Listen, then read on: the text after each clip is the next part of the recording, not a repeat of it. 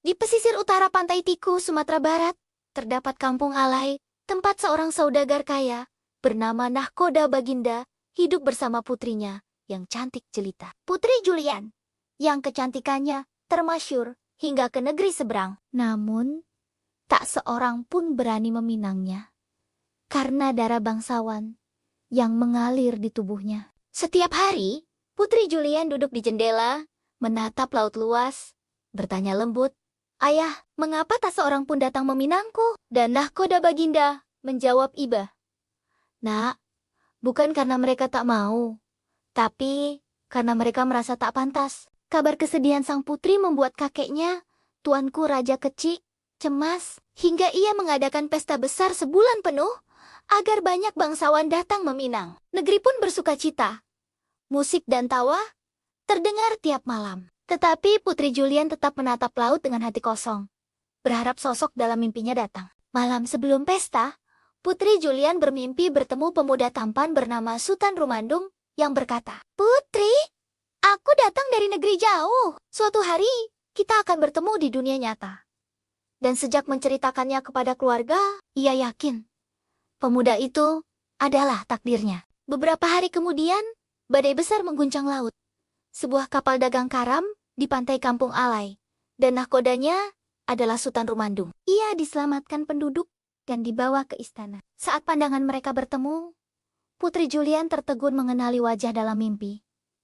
Berbisik, dialah orangnya. Sultan Rumandung dan Putri Julian jatuh cinta, bertunangan dengan restu keluarga, bersumpah setia di hadapan rakyat. Sultan berkata, "Jika aku mengingkari janji ini, biarlah kapalku kandas di laut."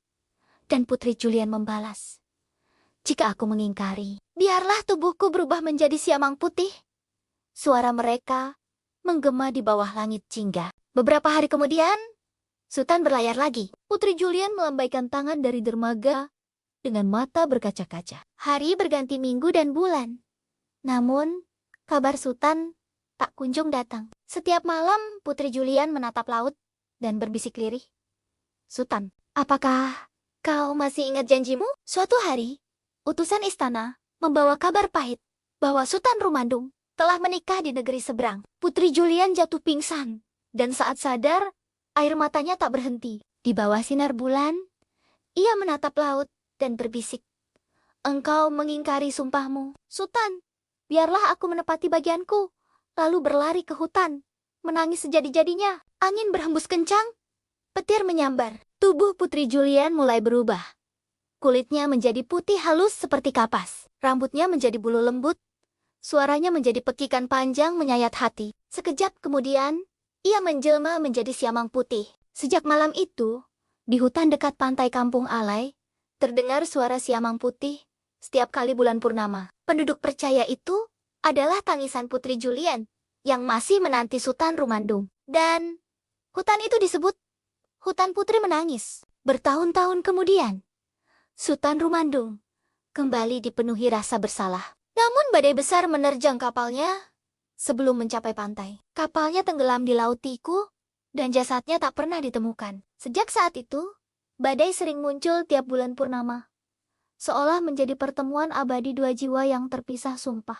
Orang tua di Kampung Alai masih berkata kepada anak-anak mereka, "Jika kau mendengar suara siamang putih di malam hari, itu adalah Putri Julian yang masih menepati janjinya." Cinta sejati bukan hanya tentang perasaan, tetapi tentang kejujuran dan kesetiaan pada janji. Janji yang diucapkan dengan hati dapat menjadi takdir yang abadi.